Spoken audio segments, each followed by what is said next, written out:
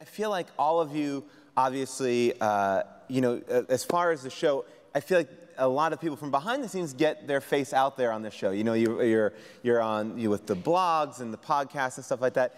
Have you ever been, and this is for the actors as well, has ever been trapped by a lost fan, like a valet who wouldn't give you back your keys, an elevator ride that wouldn't end? Has there ever been a moment where you guys have?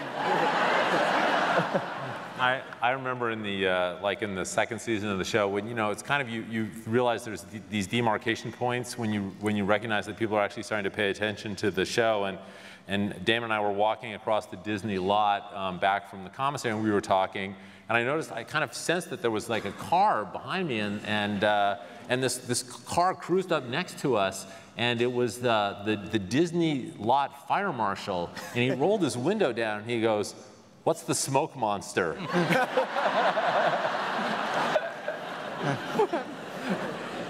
Now I imagine even for the actors on the show, it's probably worse. I mean, or are you guys isolated from it a little bit in Hawaii?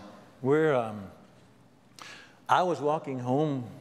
I live on the North Shore of Oahu, and I take walks, and I live up high up on a curvy road up on a hill, and I was walking home one night, and the habit in Oahu or in Hawaii is, if you see somebody walking, you stop. We all buy pickup trucks so that they can hop in the back. Okay. And then in Hawaii, everybody rides in the back. And so you stop your truck, somebody hops in the back, and when they want to get out, they tap on the truck, and you stop the truck.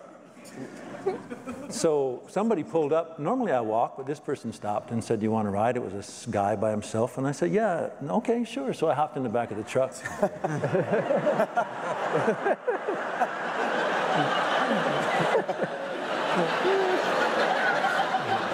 And that's not the only time I've done that.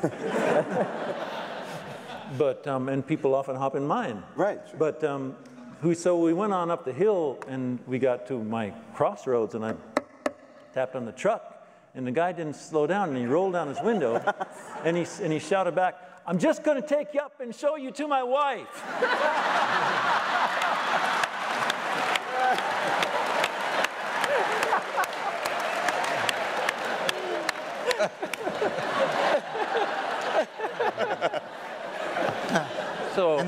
So I'm sitting in the back of the truck, and he goes about another half mile up the road, and he pulls into a driveway, and then he goes up to the door. I says, "Well, okay." So I get out of the back of the truck, and then he goes up and knocks on the door. And I thought, well, they must be separated.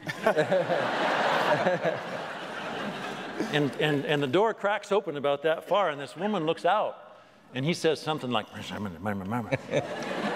and she looks at him and goes, and she closes the door, and the guy says, "Okay, well, I'll take you back now." That's great. Thanks a lot. I'll find my way.